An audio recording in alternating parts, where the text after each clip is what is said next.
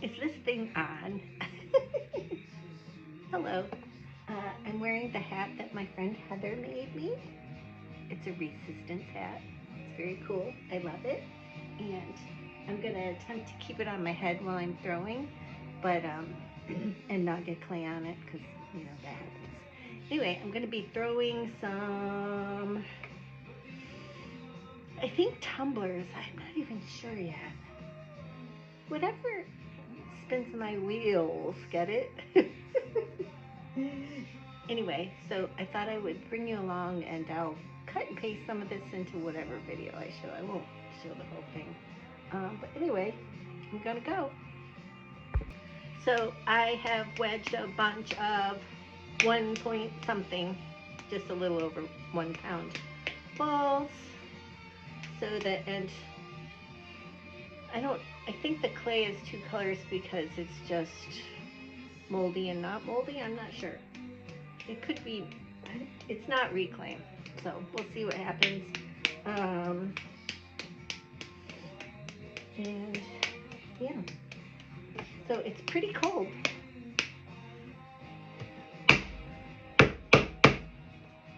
Not clay.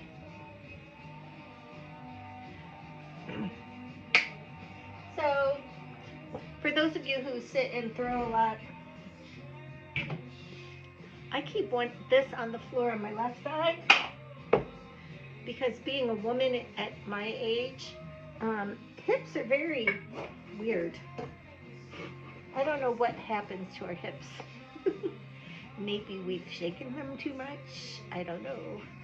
Anyway, so I put my left foot up so that it's close to being equal with my right foot because it can get pretty uncomfortable. And then sometimes I raise my wheel, and I think I have a video on my contraption that I use for wheel lift, but right now I've been sitting more. I think in the summer I like to stand more. I don't know why. Hot, I guess. Anyway, here we go.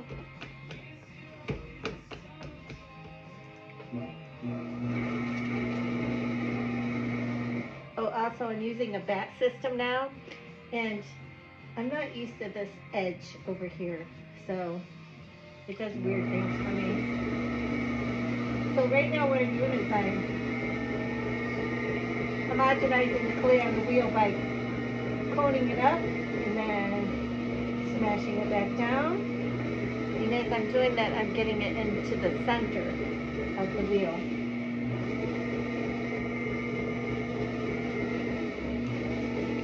You notice my hands are at like a 90-degree angle. My right hand is pretty much just sitting there, anchored into my leg, and my left hand is just basically I end up squeezing in. And then when I cone down, I push the little top towards down in that way, so it's angled and down. I mean, it's pretty much centered now, but I like to cone up and down a few times because it just makes everything smoother when I get going. And I know it looks wobbly, but it's not really wobbly. It could be my wheel and I'm used to it, or it's just in the center. See?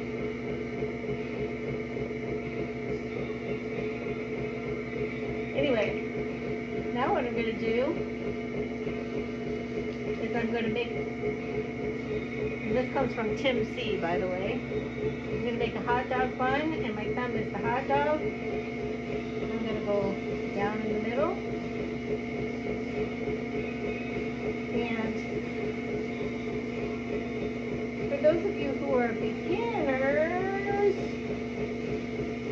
if it feels like it's not centered at this point, you can still center it. You just basically try and hold it still and see what happens. And I'm not going to give much more information than that because I am not a professional. And I really shouldn't be teaching, so I'm just going to throw. I needed something, but I don't know what it was. Oh. My bottoms have been a bit on the thin side, so I'm actually going to grab a needle tool. No one should leave their needle tool like that. It's gross. I don't know who did that. It was me. I admit it. Anyway, you know, I do clean up when I'm finished every night, but sometimes some things get overlooked. Also, I like to keep a big old sponge over here. I probably should get a little water on it.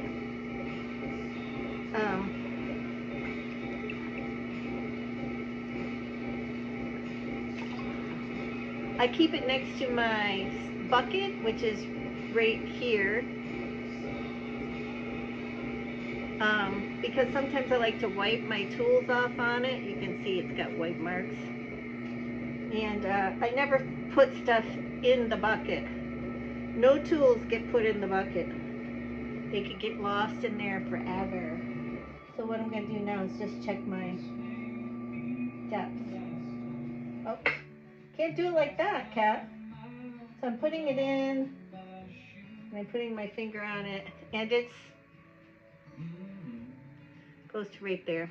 So normally you would just stick your finger and the tool in.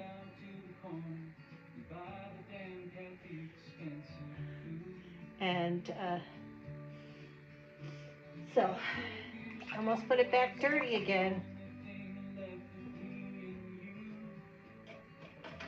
So it's pretty much where I want it to be. And the hole will just disappear, so you don't really have to worry about the hole. So now I'm going to open it up. You can do that with one finger.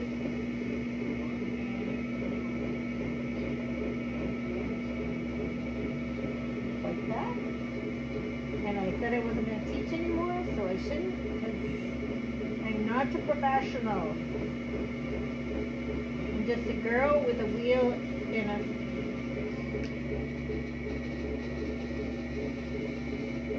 and a kiln. I will tell you that tricks that I did learn from people who really are very good at it.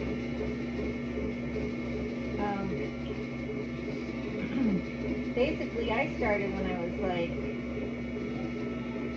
little bit wobbly. I started when I was in high school, but I should never say that because I'm just trying to get it back to centered. Probably did something dumb. Anyway, I maybe got to go on the wheel a few times in high school, but I fell in love with it. And in high school, you know how you are when you're in high school. It seems out of whack, so we'll see how this goes. So when you're in high school, what you want to be isn't always what you become. I really thought in high school, because I loved my place that I felt the most comfortable in high school, maybe it had to do with the teacher, but I felt the most comfortable in the art room. And I had two art teachers that made it enjoyable for me. And one's name was Pete Fariello. I'm sure he went to Alfred. But he was from Brooklyn. So he was Pete Fariello. I don't know. Not a very good Brooklyn accent, is it? Anyway, he was really good. See, here's where the hard part comes in for me with this bat system. I'm out to the edge of the bat. I want to get my knuckle under there. So instead I'm just going to get my hand under there, bring it in. with a handful. And there you go, falling off like a big dummy.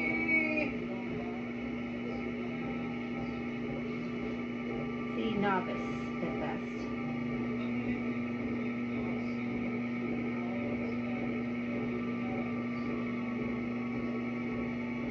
Anyway, so I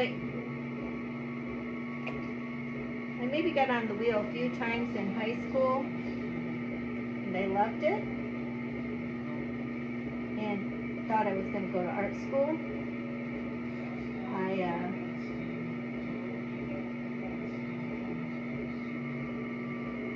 talked with my guidance counselor, who, I don't know what his deal was. He was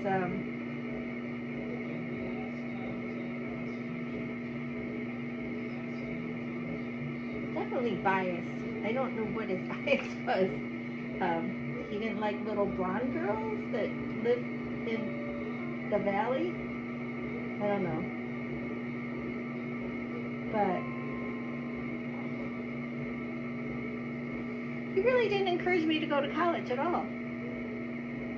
And I don't know whether I sensed that or not, but I didn't end up going to college until much later in life. I ended up doing the whole family thing first, which is fine. God, I wouldn't change that for the world, because my daughter is amazing, amazing.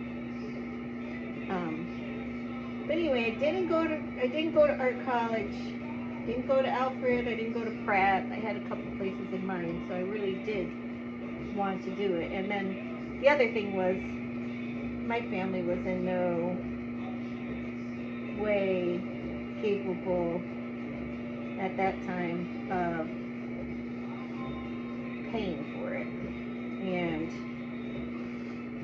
no one encouraged me, so I never, I didn't know if I did all this stuff I'd be able to maybe get a scholarship, or else maybe I would have really put a lot more time into it.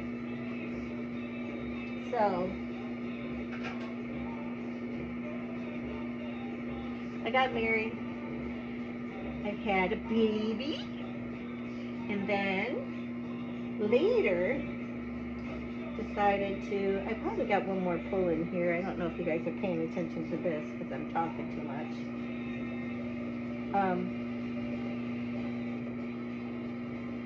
Oh, I'm probably going to screw it up. I can feel it. Which is fine. I haven't thrown in a few days. What could be dust? Right. I'm not holding my breath, am I? Better to breathe, by the way. Okay, the shape I want is pretty much cylindrical, which is what this is. I'm going to measure it, but... So anyway, where was I? Telling my life story here. So got married, had a baby, moved to Virginia Beach, Virginia, which I loved. Miss having my toes in the sand. I miss riding my bicycle at the beach. I miss so many things about it. I don't miss the traffic, and I do love 4 seasons. So there are 4 seasons there. They're just not very exciting winter season. Although now it doesn't matter to me because I don't ski or anything at this point. Cylinder.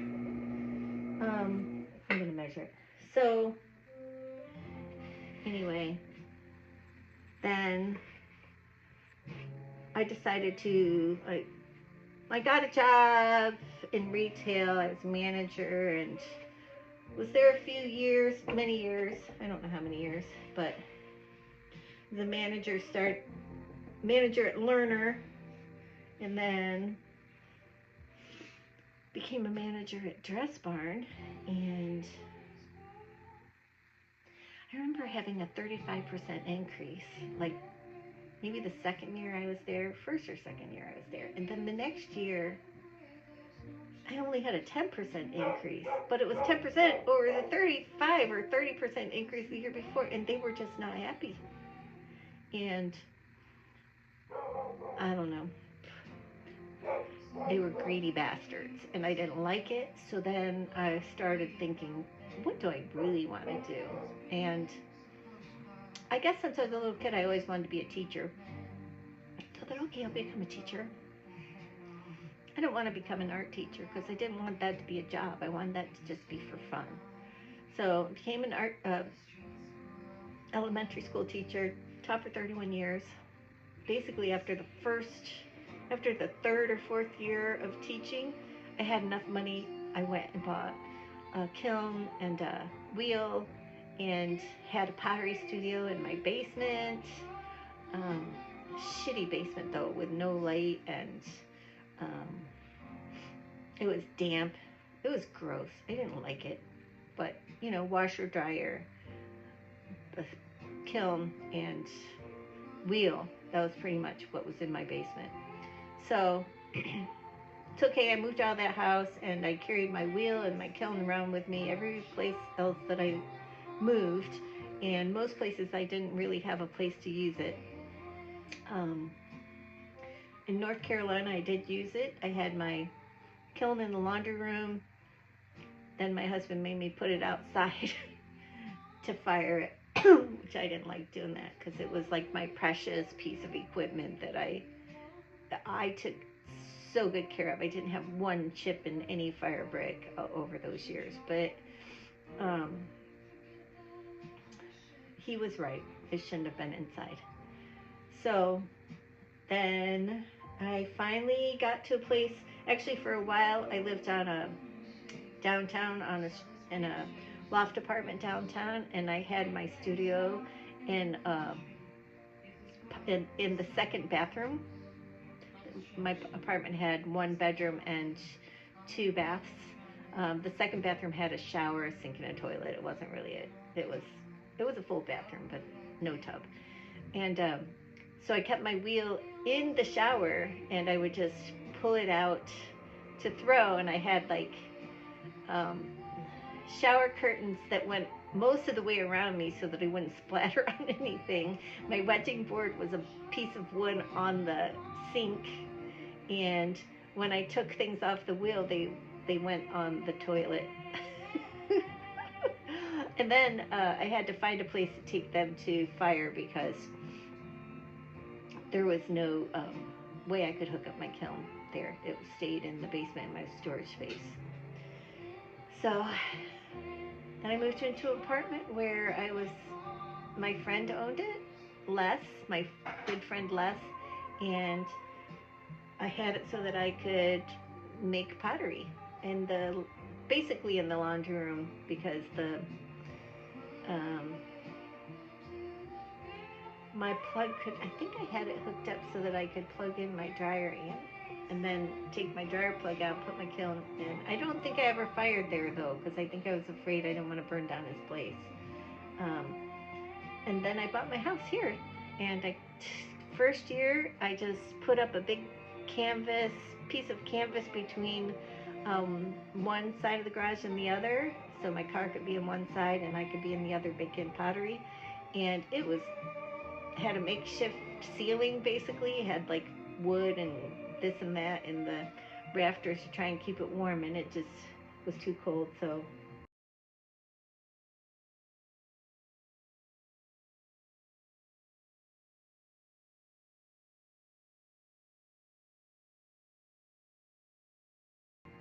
I know this is a long story. So then the next year we built a wall and put in a back door and a front door and insulation. Took out the garage door and put big windows in the front. And so I have this amazing studio, and I wish I would have done the whole garage now.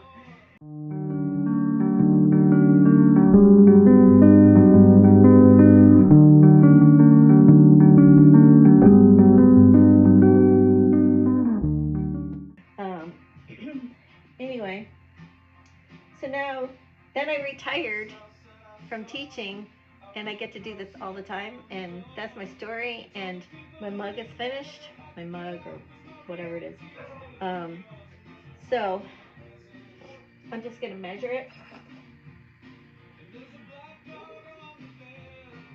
Nice ruler, huh? The parts that I need are clean, or they were. I think that's the spot right there. It could probably be bigger. The thing is, I do have this Butterbell top that I would like to go into a Butterbell bottom. And this is my Butterbell template. So, it is, probably need to try one more. I think I just need to shape it. I may have one more pull in here. I don't know if I want you to watch me do it. I don't want to mess it up.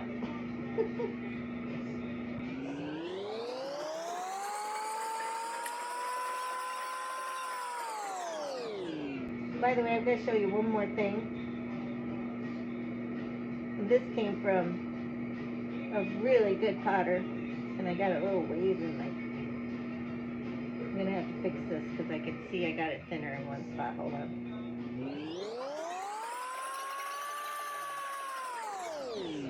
And I don't know if you can hear that, but my daughter's dog is hearing me, and she's out there just howling away. Okay, so this is how I'm holding my hands. So this knuckle is against the side. My thumb, this thumb is touching this thumb, and this is on the back of the pot. And it doesn't really press, it just kind of got, Tim C calls it an outrigger. Tim C, I'm mentioning you in my video, because I'll probably never post this, but that's something I learned from him, and it really does just make it better. Anyway, I'm going to turn this off now, because I'm just going to, well, I can show you the rest. Next thing you do, I'm just going to cut this extra clay off the bottom. So I just came in with the straight edge of this up against the side so that it was even with it, and now I'm just going to scrape this little crud off. And I'm going to throw it in my bucket because I don't want to have to clean up so much. Now I'm going to get my sponge on a stick. Always get it wet first. That's one of those things that you don't think of, I guess. Sponge on a stick. I got it wet first so that it would, and then wrung it out. And now I'm going to go in the bottom and clean out any extra water, which there was hardly any in there. After you throw for a while, you don't use as much water as I'm sure you start out using.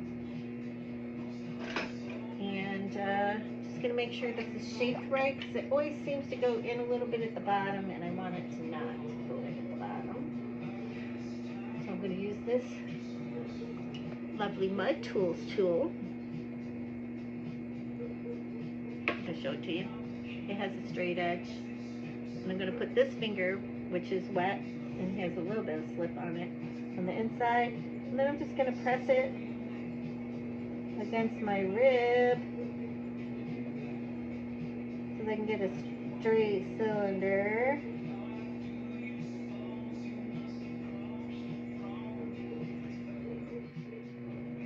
Took off more than I thought it would. And that is it.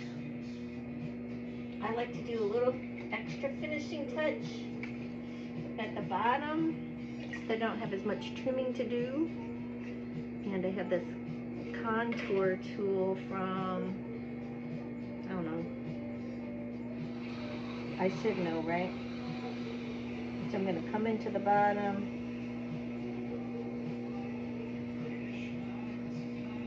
which I always do, and then I have to like take this little edgy stuff off here.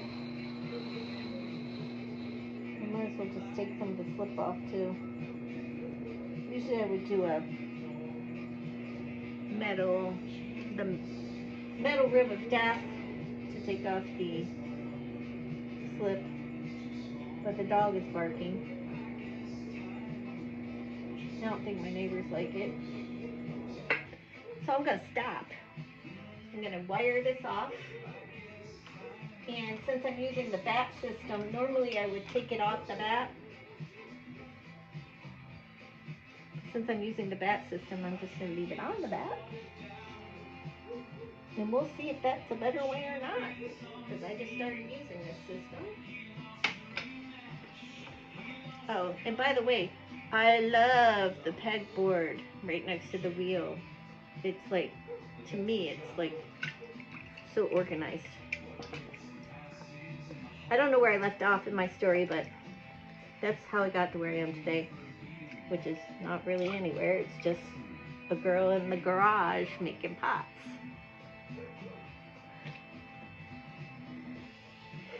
And loving life.